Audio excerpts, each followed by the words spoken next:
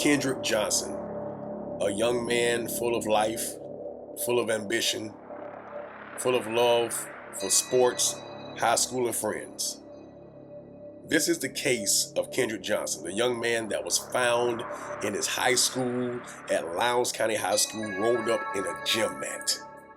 They said it was accidental, but I don't believe it was accidental. No parent should ever have to send their child to school and never see them again.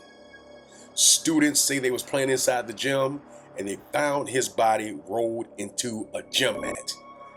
Where is the evidence of such things? What really happened on that day? Deputies say that he climbed in through the top of the mat. They say that the students who found him were playing on top of those mats. And in this video, because you can't see that image, you can't see the next. Let's go to the next one. You can see Kendrick at the bottom right of the screen. He's walking at first, and then he runs out of the frame. And just like the first video, other students just appear. No explanation of how they got to that point. You don't see them walk in. Right. So the cameras just skip like that. You can't see the actual activity or what led to his death. So you want us to believe that he just magically found himself in the gym mat with shoes put behind him just like that. His parents have been looking for answers. There have been rallies. There have been different services, marches, all for Kendrick Johnson. We want to know what happened. We want to know exactly who took this man's life, because you can't fool me and you can't fool America. What really happened to Kendrick Johnson? I've been knowing the family for a few years, and I asked his mom to come sit down with me and tell us exactly what happened on that gruesome day. Let me just say thank you for agreeing to do this interview. We know that this is still heart-wrenching and very painful, but we want to let you know that we're here for you, and this is the reason why we're doing this, to help in any kind of way that we can to alleviate the pain, to help bring justice, put a smile on your family's face. That's what we're here for. So we have people viewing in, sharing the video, sharing the content. So, we're here to show some love and to help you out, get your story out there. A lot of people know it, but a lot of people I found out don't know about this. Right. And so want to put this out there. So thank you for agreeing to do this. You doing okay today? I'm doing pretty good. That's good. That's good. Well, we're just going to dig on down into this. Those that are listening, like I said, like and comment, share the content, share the video, come on in, put your hearts, comments in, ask your questions, because this is very serious. For those of you that don't know the story about Mr. Kendrick Johnson, on January the 11th, 2013, his body was found at Lowndes High School, which is located in Georgia. And his body was found in a gym mat, rolled up in a gym mat. You say, how can that happen? We want to know the same thing. Sources said that it was an accidental death, just a freak accident that he found himself inside there trying to reach for a shoe that was on the other side. But I know it's not any people that on here that are dumb. I'm not dumb, because they measured the hole and it said it was 19 inches wide. Well, they measured his, I apologize, his shoulders are 19 inches wide and the hole was like 14. That's 5 extra inches over. I know some people say size don't matter, but it's 5 inches. You'll feel that. Am I lying? Am I telling the truth, y'all? Am I lying? Am I telling the truth? You'll feel that as a 5. So please tell me, how in the world can a young man like that find himself inside of a mat? I say that is murder. I believe that it is murder. I don't believe that it was accident at all. But we have his mother here, and I want her to tell us what happened on that day. And I want to ask you, Ms. Johnson, first of all, thank you once again for coming on here to tell us about this story, the situation that happened to your son. On that day, that morning that he got up to go to school, was everything normal? It was just a normal day for us. Just a normal day. We got up. He ride with me to the bus stop, and then he get on the bus to go to the high school. We said our goodbyes, and it was just another normal day. Another normal day. So he didn't have any different attitudes, anything like overly excited or solemn or anything like that at all? No. Not at all.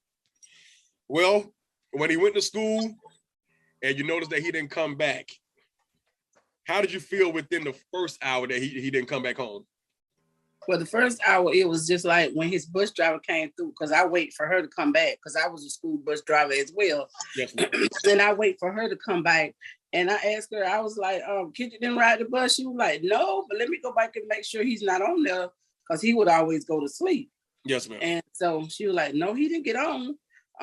Was he supposed to? I was like, yeah, but he may have stayed at a basketball game. So, you know, we left and went on home. So I called my husband on my way home to ask him had he heard from Kendrick, because Kendrick would always let somebody know that he's staying at a basketball game. If he can't get in touch with me, he would get in contact with his father, because his father drove trucks. And if he couldn't get in contact with him, yes, ma'am, he would contact one of his older siblings, because he was the baby of the bunch. But nobody had heard from Kendrick. But after you saw that he didn't come home for that whole night, where would you guys' minds at? My mind was at the point of something has most definitely happened to Kendrick, because Kendrick know on a school night, since he was the baby and he had his older siblings to protect him and all, he know to be in the house at 10 o'clock, not 10:01, not 10:02, 10 o'clock. Because I didn't play that. School nights, you be in on time. Right.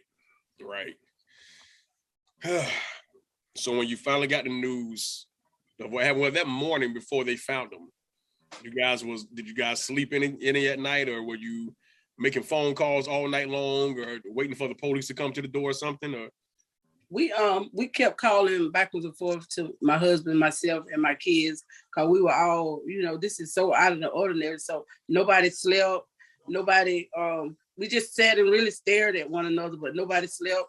So. Did anyone go out and try to look for him then, or you just basically just did the waiting game? That night, no. That night when Kendrick didn't come home, I got up after the police. The first thing the police said was, oh, he's probably just with some fast tail girl. And I was like, no, my children know I don't play that. So no, he's not with no fast tail girl. So the police officer then said, well, I go canvass the area, see is he just walking and taking his time coming home. And I was just like, yeah, whatever. So I called my husband again. Then I said, well, I'm finna ride to the high school to see if he stayed at the basketball game and just walking home, because he didn't want to ride with nobody. Maybe he got mad about something. So I rode out to the high school, circled the high school a couple of times, and then I circled like some streets and stuff where I know he was familiar with. Maybe he walked and stuff, and still nothing. So, it was just at that point of like a waiting game, Right. Well, when you got the call from the school, how long did it take them to actually contact you that they found your son inside of this mat? No, see, so when morning came, I got up and I was at the schoolhouse at 8 o'clock. They never contacted me, period. So once I got to the schoolhouse, I went to the main office and they were like, well, go see the resource officer. He knows what's going on with Kendrick. So I goes to see him and he's like, yeah, we already went to the classes and Kendrick didn't come to school. You can go ahead and go on home. If anything changed, we'll contact you. I'm like, go home. This is the last place my child was, and you telling me to go ahead and go home. So I was just like, So I went to see the guidance counselor, and I was talking with her about my daughter because she had to finish a test in order to get her diploma. So me and her talked, and I was just like, did you know that Kendrick was missing?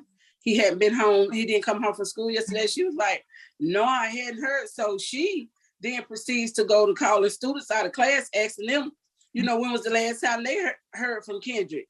So I'm sitting at her desk as me and her still talking about Kenyatta. And then as we get to talking about Kendrick, her phone rings and you can overhear, it was turned up so loud, you can hear the person say, we just found the body in the gym. And she was like, And I'm looking at her like, you're not gonna say one word that they just found my son. Wow. And she was just all trying to act like what I just heard on the phone wasn't said. And she just like politely just got up, still didn't say nothing, got up and went out the door and went to talking to other teachers and stuff, and still just let me sit in there, not knowing I done heard what somebody said on the phone. Right. So my sister my sister was coming to get not my sister, my best friend was coming to get my grandbaby from up there with all the commotion that had been going on. So she comes to get him, and the lady was like, do you want me to take him downstairs? I was like, no, my grandson don't know you, so no, I'm not gonna let you take him downstairs. So all the while I'm still in my heart, it's just pain. My heart is really literally outside my body. So I'm like, and she's still not gonna say nothing. So I walked downstairs, and then here come a gang of people walking behind me like. So at that time, did you even know that was your son that they was talking about? They hadn't said it was my son, but nobody else had said their child was missing. So quite naturally, I knew that in my heart that was my child. Wow. So as I get downstairs, all these ambulances and polices and GBI officers, all of them out there on the grounds, and I'm looking like, what the world? So I walk up to the other lady. She was a Black resource officer, and I asked her, was that my son they just found in the gym? And the ladies were still standing behind me. So she asked me, where was Kenyatta? That was my daughter. She came to the school with me. And she was like, I say, so again, where was that my son? And she just nodded her head, yes. That's how I found out. Nobody called him. I was at the schoolhouse when they allegedly found him. Tell me that the school did not have the audacity to let you know that was your son, your child that you birthed for 9 months in that mat. They didn't say anything to you. No. And then once they took us upstairs to sit in this room because I had just lost it after she nodded her head and said that was my child. So students were walking all across me. Students were walking by me crying. They never locked down that school. So they took us in this little room. They had to wheel me in because I was just out of it. So wheel me in this room at the high school. And I'm just sitting there for hours. And so, I'm frantic. So I'm screaming and yelling. So the white police officer came in there. He was like, what are you yelling for? I was like, we don't even know if that's KJ. I was like, did anybody else call out here and say their child was missing? He was like, no. I said, does he have dreads? He was like, yes. I said, well, that's my child. So, I was just. Right. You had every right to feel that way, to go off. And I can't believe that he came in there acting like that towards you. Yes. He already knew. That's how they acted. Protocol. What if that was your child? And you had that, listen, my child is missing, and all of a sudden they found a white body, rolled up on that, and they trying to say, okay, well, look, that is my child, and they come to acting you. It's so amazing how everything changes when the shoe is not on the other foot. This is the life and death right now, and unfortunately, it was death. So after you found out that was your son, and they went through the whole hoopla, what else happened that day? So they took us away from the school where we were sitting in the school, and the Board of Education for their school is like, I'll say maybe not even a mile down from where the school is. So they took us off the campus because they're already tampering with Kendrick body. Took us and sat us down there from, I'll say about 8:45, 9 o'clock to all the way to 5:45 that evening. The first officer comes in there to say, we have to inform you that the body, and it's like 1 million of my family members there, and so many people done picked up their kids, and we're sitting in there. So they comes in and say, sorry to inform you that the body that we found is Kendrick Johnson. This is how they told us, 5 police that comes in there. There's no foul play, y'all.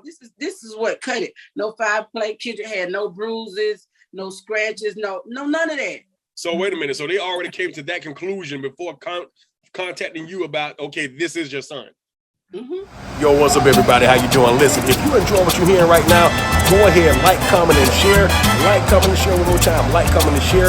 It costs absolutely nothing to subscribe to this channel because it's all free. This gas ain't free, but subscribing here is free. I'm just trying to get ready so I can go back home and finish watching the DVD. All right, y'all. Peace. So I have here Sarah Gabbins. She's a paralegal with Butler Law Firm. I have Mr. Darryl Rock here, the president of the SCL Foundation. And I have Kelton Gibbons here, the funeral director. And I'm gonna kind of dig into this because some things that about this whole situation just doesn't make sense, even now that they even closed the case and said that it's accidental. But I'm gonna turn it over to Miss Sarah Gabbins here. You can further your questions. The main thing that concerned me was when I was reading up on the case online, one of the main things that I saw was that it said that they had already ruled your son's death and accident within 24 hours of his body being found. Normally, that should not be, because when you find a body, something like that does not take 24 hours to rule. It takes weeks and it takes months, because there's a process that they have to go through to even say how that person died. So did they give you a reason as to why they were saying within 24 hours that it was an accident? No, this is how they operate when they're covering up in Valdosta. Right. This is just how they operate. They came out when they came and told us at 5:45 that it was just a freak accident. These are the shower words. Before you could even send him to have an autopsy done, you're calling it a freak accident. Right, and then I saw that you hired a second pathologist, and what was his finding? That it was not an accident, that it was blunt trauma, that it was not positional asphyxia. Yes. Yeah. That's a total cover up to me. If you really look out the whole case and how the investigators just did everything, they did everything out of line in the first place from the very beginning, because it should not have taken just 24 hours. It takes at least 10 to 24 hours just to gather up the crime scene, to get everybody out there, to rope it off, to clean it, to clear it, to send in the DNA. That takes 40 hours right there. That's more than 24 hours. So from the very beginning, I did feel like it was a cover up, and that they were trying to hide something, and that baby's death was not an accident. Right. What's also crazy to me is the cameras. They also said that the cameras skipped. You got over 300 cameras on that school, and those cameras that was inside the gym decided to skip at the time that he walked into the gym. Didn't see anything else, but they came back on when they're rolling your son out of the gym. And there's an hour of the tape missing. Right. If that's not tampering, I don't know what else is. That's definitely tampering of evidence. Yeah. Well, they took your son to the coroner's. Well, they actually didn't call the coroner like they were supposed to, let him know right off rip what happened. And then your son's body gets to the funeral home. Nope. It didn't. It never went to the funeral home. It never did. They took it to an crime lab that's here in Valdosta that was not even operating. They were not even using that crime lab. So they continue to tamper with my son's body. My husband went in there.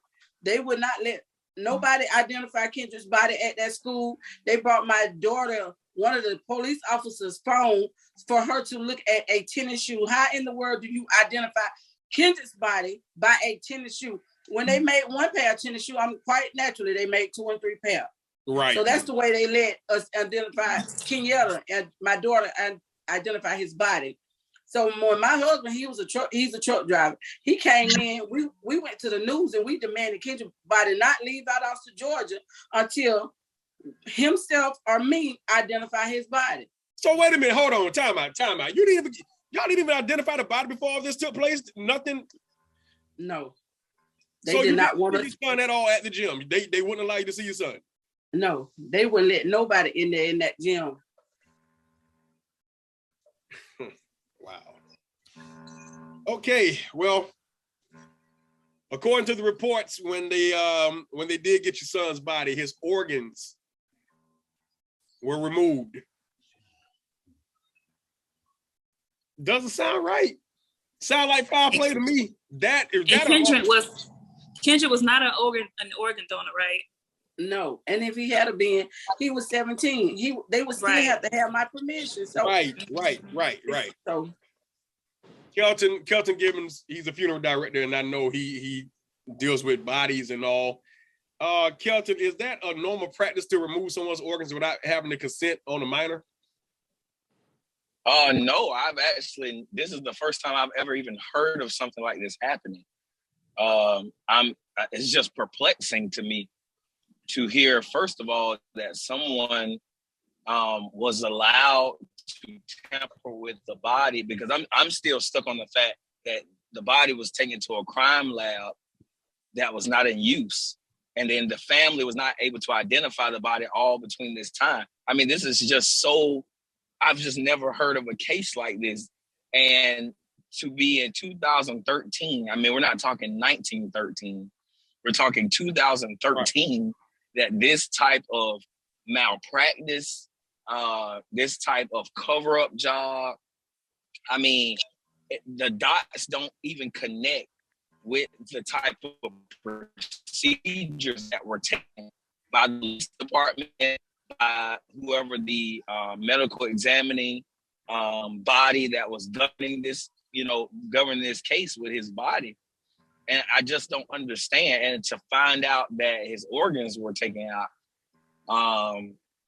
that is just perplexing to me. My other question is, when the police department, or I guess when the first autopsy was done, what did they conclude in that first autopsy to you, the family, Ms. Johnson? They said it was positional asphyxiation. He fell into the mat and suffocated. And his heart stopped. And they just left it at that. They just left it at that. But they forgot to tell us that the mat beat him up and the mat busted his nose, broke his nose. They forgot to tell us all that. Trauma to the neck. Yeah. Right, because I was waiting. That's what I was waiting to hear about, because when you see his face on those pictures, how can a mat physically abuse a person's physical features in their face if they were suffocated? Because suffocation should just be around maybe the neck or being squeezed in the body, meaning that you can't breathe. But how can the mat beat him up, disfigure his face, all of that? How did that happen in the mat is the part I'm just so, it blows my mind. Disposition his body, because it said that one arm was up and the other arm was down by his side. That's impossible to even happen. And from what I can understand, from what I remember, isn't someone that was a person of interest in this case, weren't they connected to the police department, or they had family ties to the police department? Mm-hmm. Yes. Okay. Yeah, I figured, I remember it. FBI agent. Okay, wow. The dad was an FBI agent. So that right there should already tell you that tampering took place based upon, connection. And that's sad. I want to ask you this, brother. You deal with bodies. You have them on your table. You guys go through the procedures, the embalming and all. Is it proper procedure to take someone's organs? And they claim that they were bad. They was badly, already decomposing, so they had to take them and discard them. And then fill it with newspaper. With newspaper and sawdust, for Christ's sake. I have never heard of this happening in my life. But nonetheless, I have been involved with many cases that have come through the funeral home. And I've never seen a case where the organs were disposed of and taken out, and where newspaper and sawdust or any material was there to stuff the body, afterwards. I have never heard of that happening. So to me, that's another major malpractice that took place. It is a malpractice, but when I was also Googling and just trying to do my own research online, they said that it's not illegal, but it's also not ethical. So, it's not illegal. It's not. Because even to go into a little bit of detail of the things I do know about when, embalming takes place and procedures that we take to make that body look as close as a person expired. There are procedures and things that, we do that, are to make that process happen. So just for example, you may see a person's, when they pass away, their eyes begin to sink. So their eyes are sunk in. So you will see us fill the eyelid with cotton balls. Mm-hmm. Or you may see us use eyelid caps. And that's to make the eyelids seem full. And, when you view the person, they, their eyes actually seem like they're there. But most of the times those eyes have been sunken in. And there are some restorative arts things that funeral directors have done to bring people back. I mean, I've seen people that have had half of their faces shot off, and someone able to, with restorative arts material, bring that person back. I've seen that, and to make them look. Yeah. So that's not uncommon. That part is not uncommon, and it's not illegal to see that. But it's very much unethical to see somebody take someone's organs out of their body and then stuff their body with newspaper. That is very unethical. So, Ms. Jackson, when you guys had the funeral or the wake, did you guys notice anything different during the wake? Anything like, did somebody out? And I really don't even know if you guys had a wake or the, had the casket open. I don't know that part. I kind of overlooked that by mistake. But what did y'all see anything different at that time? Well, I was just still out of it. Yeah, I know. As far as the wake being, all I did was really glance him, and he was so dark to the point that I just turned around. So that's something I can't. Yeah, and I know that came from the decomposition. Yeah, and I'm just. No, I think a lot of that came from when they looked like they threw a chemical on his face to make him turn so dark. Because when my husband went in there to view his body, he opened the drawer and he came out of. So they tried to help him decompose quicker than normally. Like I had a stillborn child, so I know what that looked like. This is something like they throw some kind of chemical on his face to make him where you could not identify him, period. Oh my goodness. That's so crazy. All right, Mr. Darrell Rock, take it away, brother. Well, first of all, good evening, Mrs. Johnson. This is my first time being able to speak with you. Just want to give you my condolences for the pain and anguish that you have experienced, to you and your family. Just let you know that we will continue to pray for you and your family, and hopes that justice will be presented to you all sooner than later. There's a lot to unpack in all of this. Where I want to visit with you, I know we talk about the organs. I know we talk about a lot of things that have not been properly represented in this case. But I just want to visit with you the assault that took place. How much of the evidence, how much time was focused on the assault that took place on your son? Can you give me something? No, none of that was discussed. No, they said none of that happened. It didn't happen. Okay. All those bruises and stuff that was on Kendrick's face, they tried to say that it came from the mat. Came from the mat. Being stuck in the mat so long. Yes, ma'am. So were questions such as this asked earlier on, prior to Jim? Did your son, was there any reports that he was involved in any type of altercations with any other students prior to going into the gym? Anything reported that day? No. No. Did anybody recall him having these marks on his persons prior to the death investigation? No. Did you yourself see any of the markings or anything on him when you dropped him off that morning? No, none. But all of these things were presented on your son, and nobody spent any time to even discuss the assault that took place against your son. Let's be clear. There's no mat that can just beat your son up. That's not there. So we're going to leave that alone.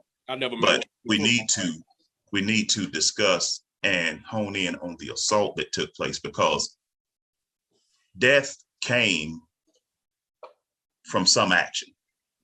The action that they want to present is that he climbed into this hole to get a shoe or to retrieve something. They also want to make it seem as if almost that he committed some type of suicide. But they stop short of saying that because they know that's just too ridiculous. You'll believe anything we say, but we don't want you to, we're not going to say that. But we don't want to deal with the assault. Now, we do know that there was some persons of interest. Can you kind of clear up with me the relationship between the brothers that were mentioned and your son? Was there a relationship there? Or was there some type of, was there any type of bad blood before? Or just what was that relationship? Do you know of? My son and the baby brother went to Lounge Middle School together from 6th grade all the way up till he was killed. And they fought all during the middle school. You know how guys fight in the locker room? Yes. Those two never got along. And it just continued on until they were on the school bus and going to a Grayson High School playoff game or something. And they got into a real bad fight, I guess, on the school bus. So there's a history with this particular family or this particular young man. Mm-hmm.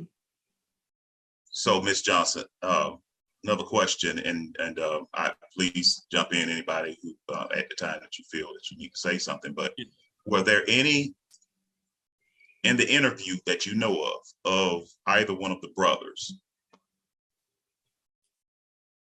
Did anybody ever look at their hands or their arms or anything on their person to see if they had any marks, bruises, or any type of discolorations to their hands, what have you, to see if it could be consistent with some of the disfigurement that happened to your son?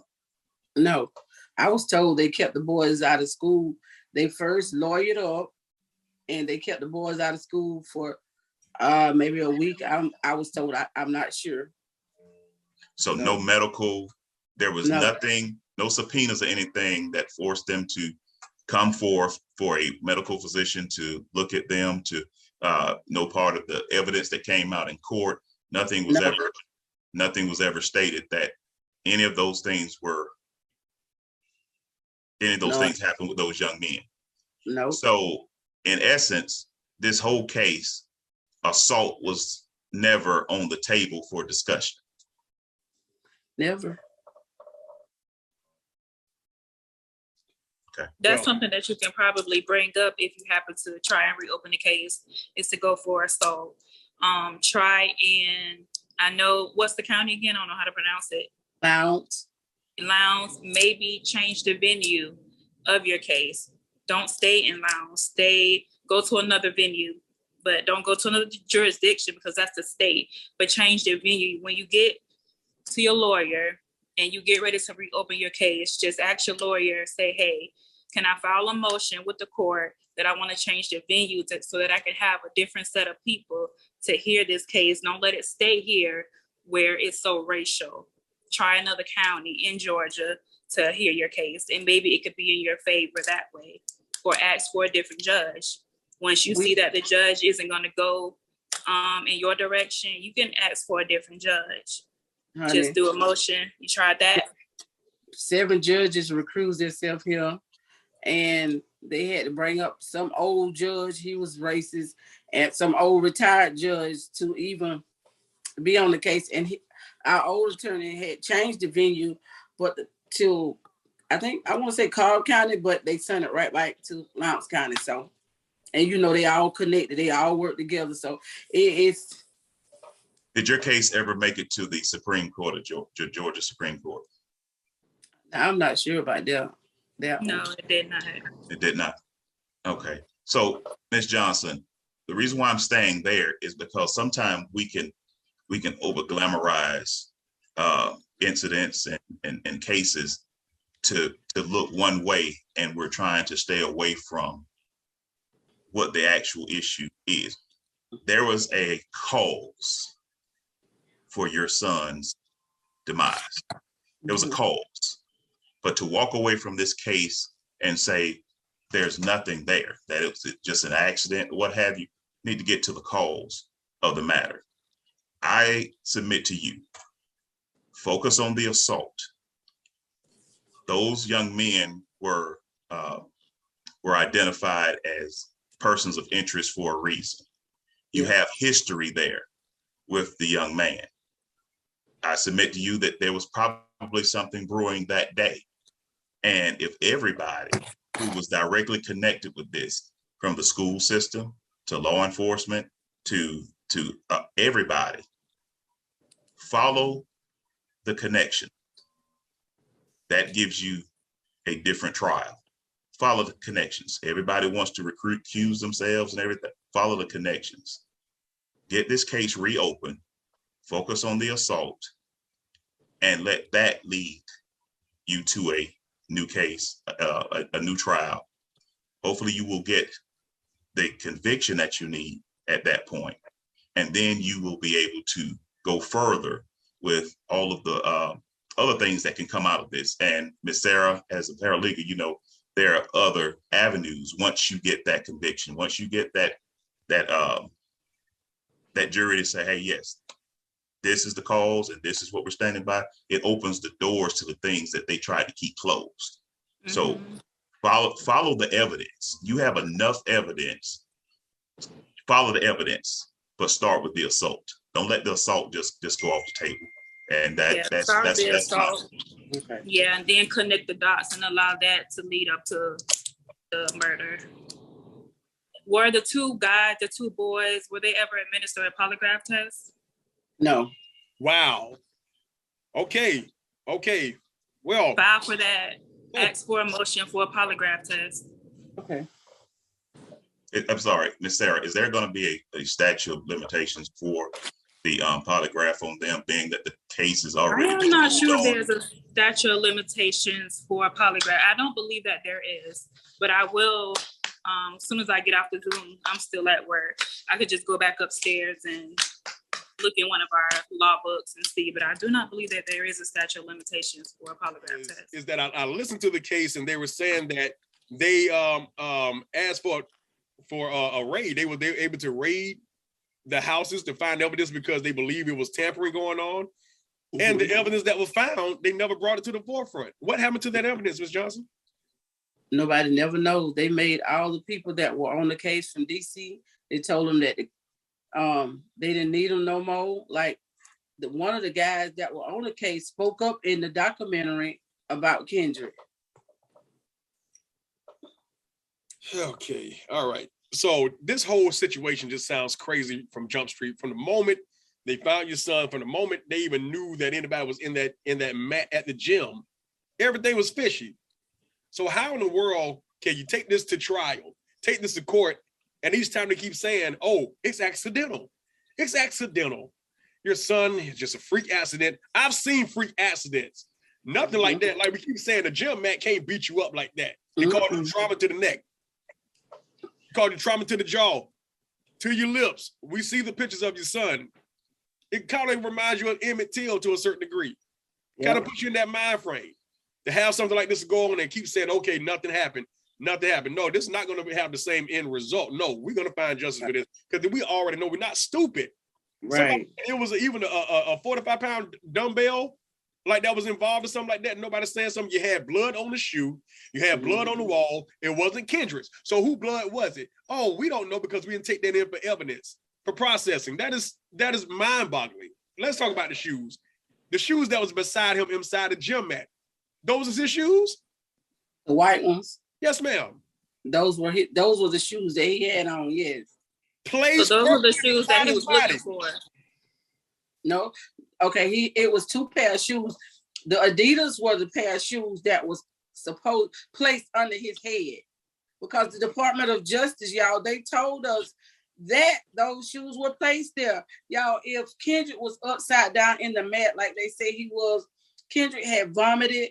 Kendrick had fluids coming out his body. Yes. Kendrick had bloods coming out. So it's going to catch in his dreads and it's going to automatically drip on his shoes.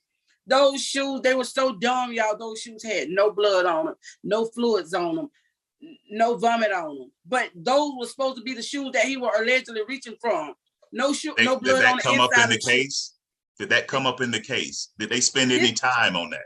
This is what the Department of Justice told us.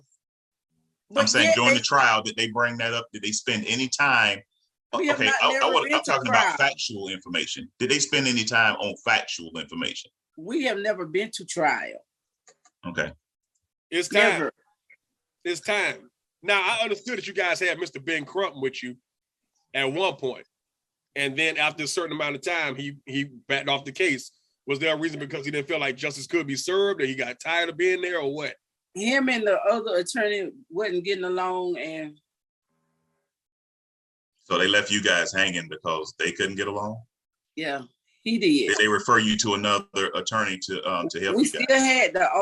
still had the old guy, but he was dropping the ball. He'll file a lawsuit, then he would counsel it, then he would miss court dates, miss filings of paper. It was just so much with him. So he was just missing deadlines all around. Yes, that's why they kept saying it was such a frivolous lawsuit. Like, who files $1 million lawsuit when we didn't even know you were filing $1 million lawsuit? We heard about it from the news, from people calling us at 6 o'clock in the morning, waking us up. This is What did the lawsuit? So what was the lawsuit based on? What was their version of what the lawsuit was based on? His version of the lawsuit was Kendrick was killed. He filed a claim against 36 defendants. Didn't have no motive outside of the 36 defendants he filed against. His one man. What makes it so crazy? We kept telling him to get other attorneys. That's how we had to wind up getting Ben Crump. It's one old man versus about 15 to 20. They had about 15 to 20 different attorneys versus one old man. We kept saying, you cannot beat all these people. But you was trying to make Kendrick case a Trayvon Martin case like Ben Crump had. This is what you thought was gonna be your, like I told you, get your ego out of this here. My child dead. We don't have time for these games. Right. Yeah, it was. Well, you had the case closed after the first try. Then you guys opened up. I know that you guys went up and y'all had rallies and you peacefully protested because you wanted answers. You want justice for what happened to your son. And they locked you, they arrested you all for the rally that y'all were holding hands. You weren't causing any harm. You was protesting. Yeah, we stood in front of the courthouse doors and locked those doors. Wouldn't let nobody in or out. What did they charge you guys with? Disorderly conduct at the end of the day. And they held everybody else in jail overnight. They would not even give them a bond. I got a bond because my grandson had scheduled surgery for the next day. But they would not give the other 6 people that went to jail no bond. And their reasoning? They didn't have one. This is how Lowndes County operates. They don't give one. Wow. And the attorneys just allow them to do whatever they want to do. Were you being represented at that time? Yes, we had an attorney. And your attorney? Did you call the attorney? Yes, he was there when we went. I think he was on the way to us when we went to jail. He knew about the civil disobedience and everything. Well, Ms. Johnson, if you don't mind, and Scott, if I may say, if you don't mind, at some point in time after this, I would like to speak with you on the sidebar, okay? Okay. And I have some other commentary that I would like to share with you, but Scott, please go ahead. Oh, no, that's fine. That's awesome. Well, you sent me a flyer that you guys are going to have another rally for KJ, and the location will be the United States Capitol. Now, if I come there, we ain't gonna do what they did to the Capitol like the mother folk had did. We ain't doing that. I'm too pretty to be in jail, Mama. I'm just gonna put that out there now. Anybody listening to law officers, I'm coming there to peacefully protest to get justice for my new mama right here and for my little brother KJ. I'm trying to tell you, I ain't coming to mess up y'all Capitol. I'm too pretty. Okay. You sit in y'all jail to get touched on and stuff by the mother boys. Not only that, you guys had a second autopsy done. You dug your son up, had him down here in Florida, and the man said there was trauma. I don't understand this. How can a man do that? That's where I'm stuck at. I want to go further in, but I'm still stuck here. What other explanation did they give you guys? He didn't. He said that he would not look at the second and third autopsy because they were paid for. But don't the first autopsy people, don't they get paid to do autopsy? Yes, they do. Okay, that's what I thought. Okay. So why did the court rule out what the second and the third pathologist said? Because theirs matched. They didn't even want to look at that. They said they were still going on what the first autopsy said. But you have two qualified expert witnesses saying the same thing. That overrules what the first one said. Is there a different group of investigators that you can hire that are not a part of that particular county that you could have to look into your case to possibly go in your favor? Or does it have to stick with those people? Because those people, they're the same. They're going to rule the same thing regardless of how long they take. Because I remember Scott was saying 700 boxes and it took him, 15 months to view it? It was 17 boxes. 17 boxes. Mm-hmm. And it was 15 months for him to go through all of those boxes. Yeah, and it still came out an accident. Right. Is there a way where you can hire a different set of investigators that could be more in your favor or to be more rational and not so biased? I wouldn't know, because we done went in several different departments at this point. We're trying to find our own private investigators for our own self, but for is like that, I really don't even know. I'll look into it. I'll see if there's a way where you can hire your own investigators, that you can start off fresh and not stick with those same people that are possibly conspiring together. Right. To say, hey, just say that it's an accident so we can be done with this again.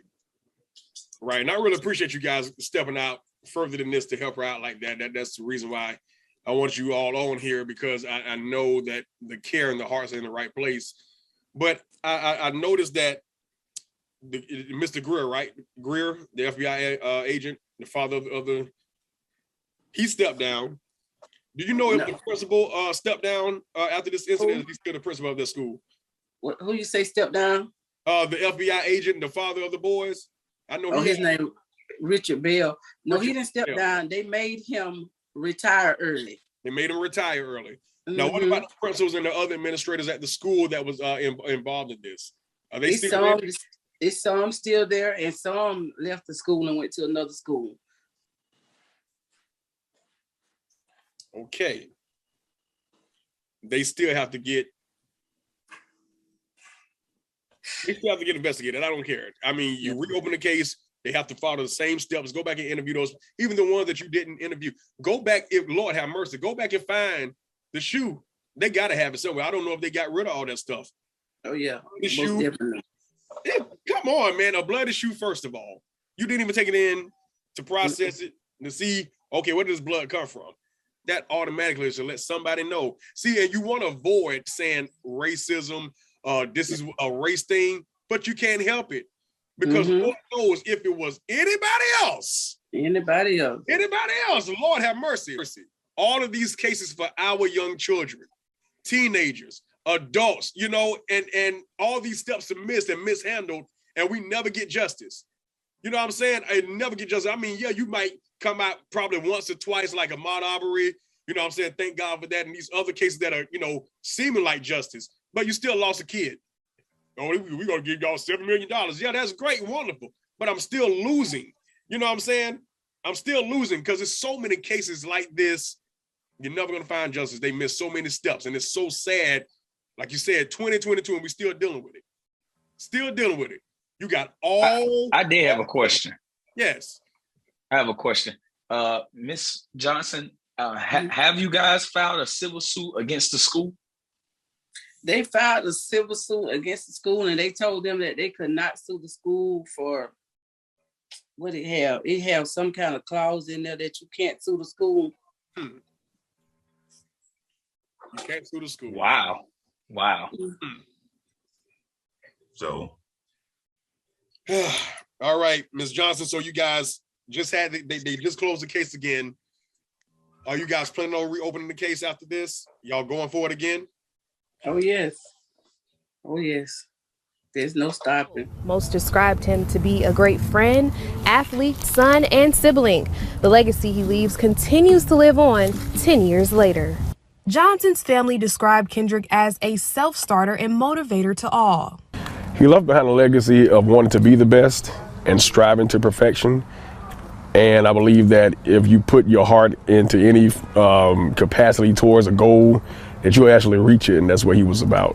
Even at the age of 17, he inspired his peers to stay on the right path and to follow their dreams. His mother described his personality as soft-spoken but could light up any room. And I'm so proud of him for being the child that he was. He didn't have to be pushed to go to school. He never said he wanted to drop out of school. He was glad to go because he had his goals already set in life, to go to college and then one day become an NFL player. It's been 11 years now. Each year we gather around his gravesite, and family, friends, loved ones gather together, and we remember Kendrick. Everything he stood for, the life he lived.